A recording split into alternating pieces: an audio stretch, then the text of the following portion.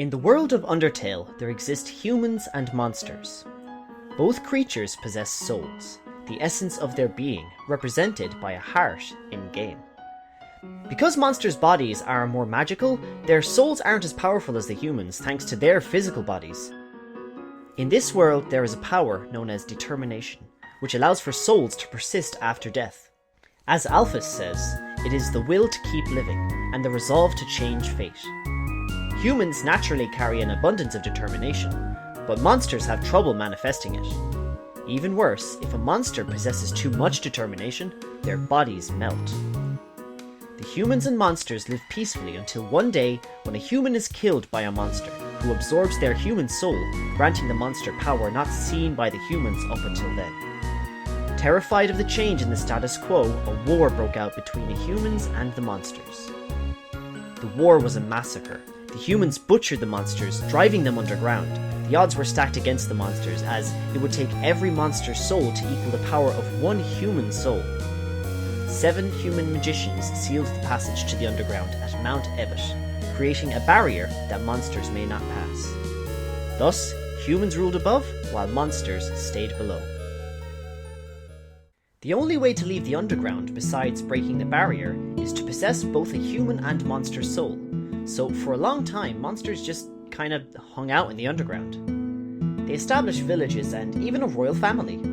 Asgore Dreamer is the king of the underground, and together with his wife Toriel, they become a beacon of hope and morale for the monsters. They give birth to a son, who they name Azrael. Isn't he cute? The game tells us it is the year 2010X when a child climbs Mount Ebott. He is a scornful soul with contempt for humanity, who climbed up the mountain for an unhappy reason. This child is discovered by Azrael, who brings them home to his parents, who decide to adopt the human as their own. This is how Kara entered the underground and begun planning his revenge on humanity, by taking a monster's soul, crossing the barrier, and using its power to wipe out the humans. Nice guy. Kara fails in an attempt to kill Asgore by poisoning his pie, so he decides to use his friendship with Azrael in one final attempt to enact his revenge. Azrael was fiercely loyal to Kara, even though he was a bit of a dick. Kara takes poison, hoping that Azrael will take his soul and cross the barrier to commence his attack. Before Kara dies, he says that all he wants to do before he passes is to see the flowers of his village one last time. Kara dies. His and Azrael's souls combine, sharing control over Azrael's body. Kara takes his body, traverses the barrier, and travels to his old village. Ready to kill everyone, Kara was stopped by Azrael, who took control at the last minute. Azrael's body is wounded badly by attacking humans, and so retreats to the underground with Kara's body, where Azrael collapses in a garden of flowers and turns to dust. Kara's body is laid to rest, while his soul, filled with a maleficent determination, lingers in the dark. Asgore and Toriel lost 2 sons that day. Parts of Azrael's soul were scattered into the flowers of the garden the day he died. Asgore declares war on humanity and promises to break the barrier by gathering enough human souls to shatter it once and for all. 6 humans would follow Kara in falling into the underground, including a ballet dancer, a cook, and a cowboy. Asgore's actions during this time appalled Toriel, who decided to leave him and take Kara's body to be given a proper burial in the ruins. She also tries to protect the humans who fall down from Asgore, to little success. Around this time, 3 monsters seemingly arrive out of nowhere. Sans, Papyrus, and W.D. Gaster. Sans likes to make bad puns, Papyrus likes to make spaghetti, and Gaster likes to science. As the royal scientist, Gaster creates the core, which gives electrical power to the underground, but soon dies in a mysterious experiment that shattered him across space and time. A young reptile named Alphys becomes the new royal scientist, while the royal guard is also established, led by the fierce warrior Undyne. At this point, Asgore has 6 human souls, and needs 1 more to have enough power to break the barrier. But after a long time, it seems like no other human will fall down into their world, and Asgore starts to panic. He tasks Alphys with researching alternative ways in which the barrier could be broken. She proudly takes on this task, determined in her own way to make everyone happy. That is, after she spends time creating an egomaniacal dancing robot TV star. Oh, yes. Alphys learns about determination, possibly from reading text from Gaster. Using the 6 human souls already collected by Asgore, she is able to extract some of the determination embedded in them, and inject said determination into the bodies of dying monsters, hoping they might feel better. This turned out about as well as you'd expect. Remember, monsters' bodies are naturally magical and cannot hold that much determination inside of them.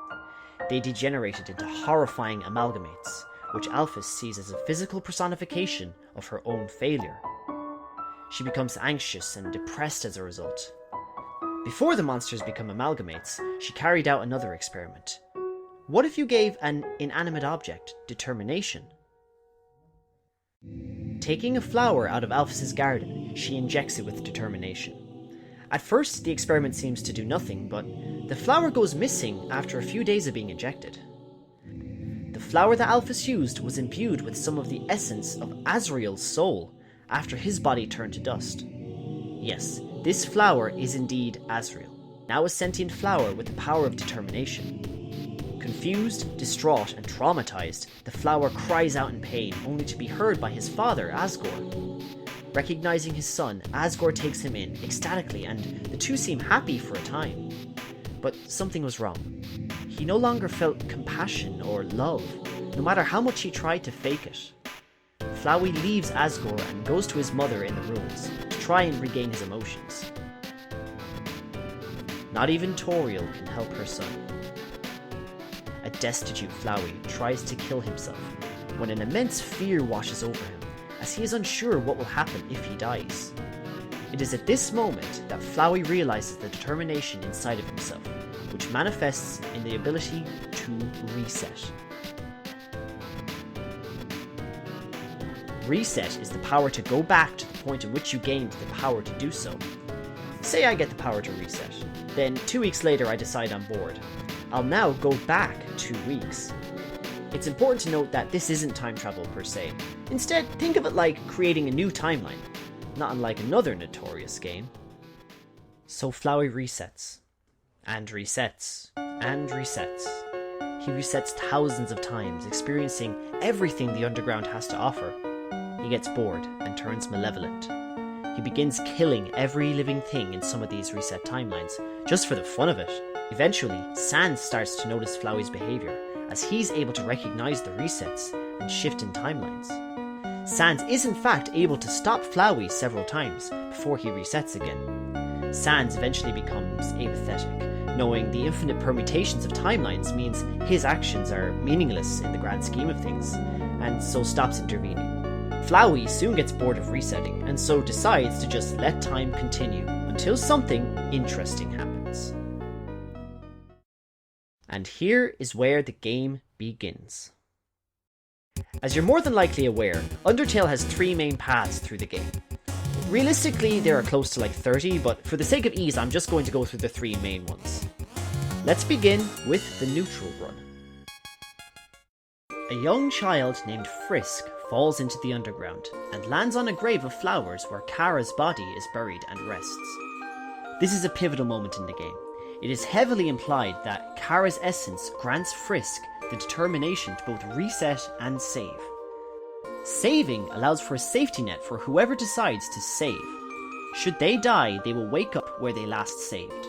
Frisk's ability to reset also cancels out Flowey's ability to do so, which spikes his interest in this child. Not long after Frisk falls down, Flowey appears and, while feigning friendship, attempts to kill Frisk, but is stopped by Toriel, who guides the child through the ruins to her home. Toriel pleads with Frisk to stay with her, but Frisk wants to find a way out of the underground, and so Toriel blocks the way. Here, Frisk chooses to either kill Toriel or spare her. But why would you want to kill her? Frisk encounters Sans, who had previously promised Toriel to help any humans that escaped the ruins, and his brother Papyrus, who is itching to prove himself so he can be accepted into the Royal Guard. Entering Snowdin, Frisk is able to see that monsters are a jovial and peaceful people. Until the Papyrus fight, that is. After this fight, and potential date, Frisk travels through Waterfall and encounters Undyne, who has a deep-rooted hatred towards humans.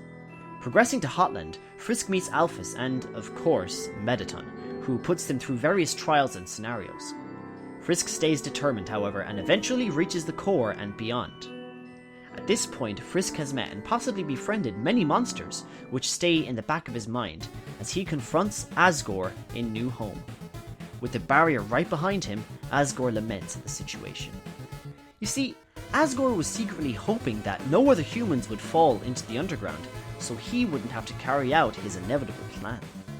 Frisk stays determined and is able to stave off Asgore's attack. Whether or not Frisk decides to kill or spare Asgore, it doesn't matter. Flowey appears and kills his father, shattering his soul in the process. With the 6 human souls in front of him, Flowey could now absorb the souls from which his initial determination first came from. With human power inside of him, he transforms into a monstrous beast, and decides to play with Frisk endlessly. Through the ability to save, Frisk stays alive long enough to reach out to the souls of the 6 humans, calling for help. They assist Frisk, and Flowey is defeated by the various virtues of the human soul. Frisk can then spare or kill Flowey, and then he leaves the underground through the barrier for good. Before this though, Flowey recommends that the player reset, so he can get a better ending by befriending some of the monsters he encountered the first time. Little does Frisk know that Flowey has another plan in mind. What if Frisk gathered all the monsters to one place? What could Flowey do? Before that ending, let's reset and go down a darker path. Throughout the game, it is implied that the narrator that talks to the player is actually Kara. So, what would happen if Frisk was possessed by the soul of Kara throughout the game? After resetting, Frisk progresses through the game as normal, only this time seeking out and killing every monster encountered. With each kill, Kara gains EXP, execution points that raises his LV, or level of violence. With each LV, more and more of Kara's soul takes hold of Frisk's own. Flowey recognizes Kara's soul in Frisk and begins to help his brother by solving the various puzzles in the game for him. Sans warns Frisk that if he keeps going down this route, a bad time will happen. Ignoring this, Frisk kills Papyrus and meets Undyne, whose latent determination manifests itself as she becomes Undyne the Undying. It's interesting to note that she was one of the few monsters able to contain the determination inside themselves. Sadly, even though she was desperate to save everyone, she could not stop Frisk. Or Kara, or whoever the hell it is. Mettaton is also killed just as he transforms into Mettaton Neo. It is clear that at this point, Frisk's violence and hatred for all living things have manifested itself in determined strength. Flowey begins to notice this, and remembers back to him and Kara's time as children, with Kara bullying Asriel constantly. He pleads with Frisk to spare him, saying that he could still be helpful. In truth, he is petrified that Frisk will kill him and even destroy the entire world. Before Frisk reaches Asgore, he is confronted by Sans. Sans could no longer just sit idly by while the world was being destroyed, and even though it may be futile, with Frisk constantly saving and loading until Sans is defeated, he remains steadfast. An intense battle commences, possibly countless times. Inevitably, Sans is defeated. Frisk reaches LV20 and progresses to Asgore. With one rage-filled attack, Asgore is killed by Frisk, and finished off by Flowey, who insists that he helped Frisk, and that they are best friends. This marked the end of Flowey, as he is savagely decimated by Frisk. It is here that Kara finally makes himself known to Frisk. Kara explains his motivations, and gives the choice to Frisk whether or not he wants to erase the world and move on to the next one, or leave it as it is. Either way, it doesn't matter. If you choose not to, Kara takes full control and destroys the world anyway. Everyone dies, and Kara moves on to the next world to continue his slaughter.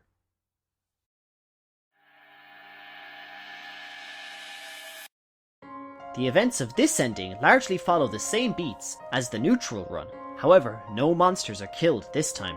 Frisk befriends Papyrus and Undyne, so when the battle with Mettaton is over, Frisk receives a call from Undyne asking for help in bringing her and Alphys together. They both have undeclared feelings towards another, and so Frisk helps them with the power of determination, I guess? Anyway, that's not important. What is important is that this leads to Alphys's true lab being unlocked.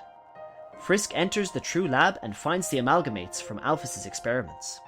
Frisk also learns about the origins of Flowey and the death of Azrael. After Alphys has been befriended, Frisk continues on to Asgore. But before they fight, Toriel appears, chastising Asgore for his cowardice and dishonesty. All the rest of Frisk's friends also show up and give thanks for helping them all out. Papyrus remarks that he gathered them with the help of a tiny little flower. Suddenly, Flowey appears and restrains everyone, commenting on the idiocy of Frisk and the monsters. In a testament to Frisk's influence on the underground, every monster appears and tries to help. Little do they know that this was all Flowey's plan. Now he has the 6 human souls and also every single monster soul in the underground. He absorbs it all, becoming...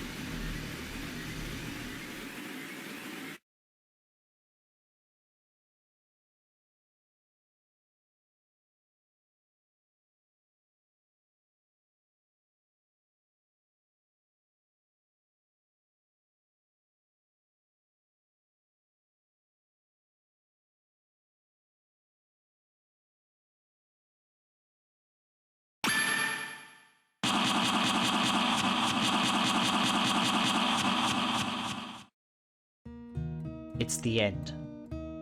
Azrael does not care about destroying the world.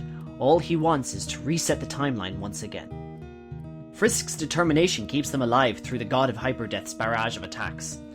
At times it seems hopeless, but Frisk fortifies with everyone counting on him. Calling out to the lost souls absorbed by Azrael, Frisk is able to save the friends he made throughout his journey, until there is only one soul left calling out. Frisk reaches out to Azrael's soul to save him. Images of the past come into view, of days spent with his brother Kara and his parents. All he wanted was to feel love again.